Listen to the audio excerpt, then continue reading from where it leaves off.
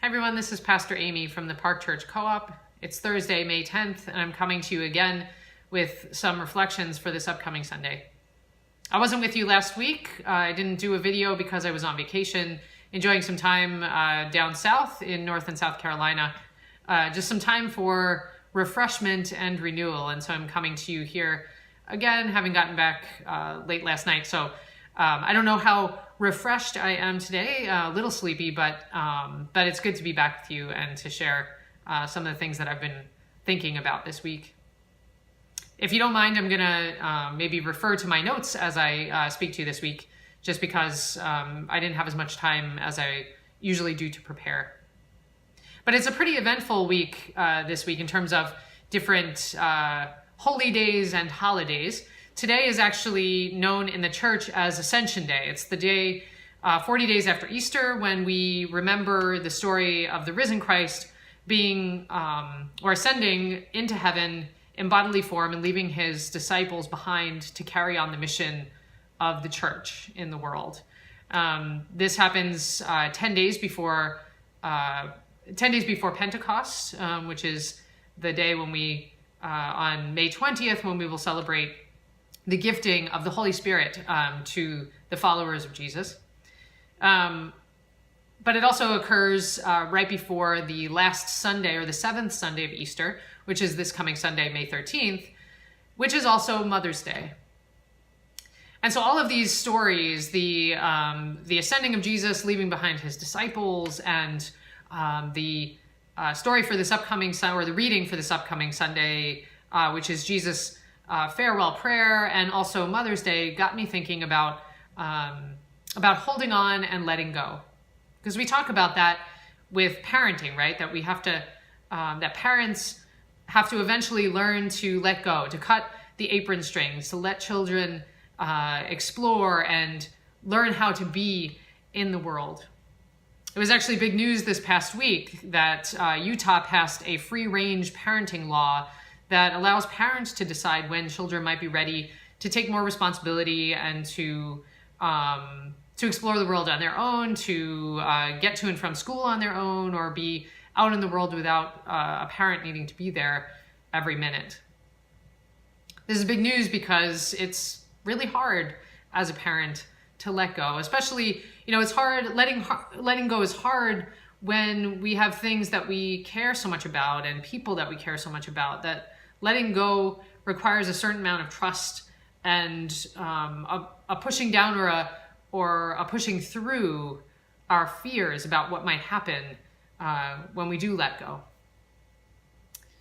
I know this personally because, of course, I care a lot about this ministry. I care a lot about this church. And even just leaving for a week as a pastor can be hard. That letting go, the feeling like, did I prepare everyone well enough for my absence? Will everything be okay while I'm gone? And I tried my best not to have those thoughts creep in, and for the most part, I was able to let that go. But there were moments during my vacation where I wondered, is everything okay?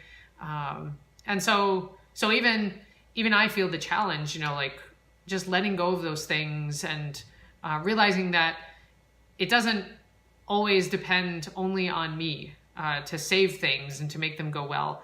It kind of, I think, connects to some of what I've said in prior newsletter messages, that, there's a certain amount of ego too that goes into the unwillingness to let go, because part of it is that we feel like we need to be in control all the time, that things won't go right if we don't micromanage every moment. Chapter 17 in John's Gospel, which is the portion that we will hear on Sunday, comes from that chapter, is a long prayer that Jesus prays, and it's known as his farewell discourse, or his farewell prayer, as he prepares to leave the disciples behind in the world. He knows that his time is growing short when he will reach Jerusalem and face crucifixion, and then, of course, resurrection, and as I said, then ascension, leaving the disciples behind in the world to carry on the work of God. But as he prays this prayer, Jesus, of course, is different than we are, right? I'm not Jesus. And so I don't have the same confidence always that he has in this prayer. He prays it as he's leaving them. He prays with a great deal of hope and confidence that God will make sure everything turns out all right, that everything's going to be good because God's got it under control. Even as a pastor, I find that hard to really internalize and to really feel at the core of my being. I know in the car ride on the way home from South Carolina yesterday, I plugged in the iPod and Bob Marley came on and heard the song, "Every Little Thing Is Gonna Be All Right." And I wanted so much to trust those words to the core of my being, but it's really hard.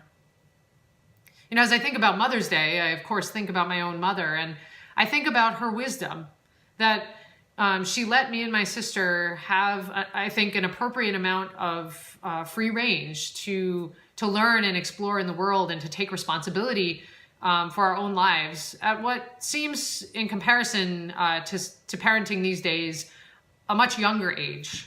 She let us, I remember, you know, we would go out in upper elementary school age, or maybe, you know, maybe 12 years old, preteen. We would go out riding our bikes all day until the streetlights came on, and we didn't have to check in. And, you know, and these days that seems like a risky thing to do, to let your kids be out all day, not knowing where they are until they come home again. We would get ourselves up for school and have to walk the 1.5 miles or take our bikes to get to junior high, or, you know, just having jobs at 15 and 16, having to take a certain amount of responsibility, but it required that my parents, and it's particularly my mother, would be okay with letting go. And I know that it must have been hard for her on some days, if not many days, to actually do that letting go. I know even now she makes sure to tell me to call when I get home if I'm visiting her. And so I know how hard it is for her to actually let go as a mother. But Jesus knows what my mother knew, that she knew that the best thing for her children was ultimately to let us go and let us be in the world. Jesus knows that the disciples, the followers that he has cared for so long, are meant to be in the world, to be the hands and feet of God, to be a representative, to share the love of God and continue the work that he did in the world. And that in order for us, for the followers of Jesus to be able to do that, he would have to let us be about that business. And, you know, he must have hoped that what he had left them, the teachings and the nurturing and the love, was enough to sustain them. And he also trusted that God would ultimately equip them for that work. The word given is used many times in this passage. Jesus understands his relationship with the disciples as a gift, and entrusting with the treasure that is valuable not only to God, but to the world. I think mothers and fathers feel the same way about their children, that they are gifted to them and that they are valuable because they exist in this world. And even those who are not parents feel this way about the people and the things that we care deeply about. This week, I wonder what it would be like for us to let go a little, to entrust the things we care about to a higher power, to let go and let God, as they say, even for just a little while. I think it can help us to put our lives in perspective, that even as we are in the world, we don't have to save the world because God has already done that. So we can let go and trust that every little thing is going to be all right.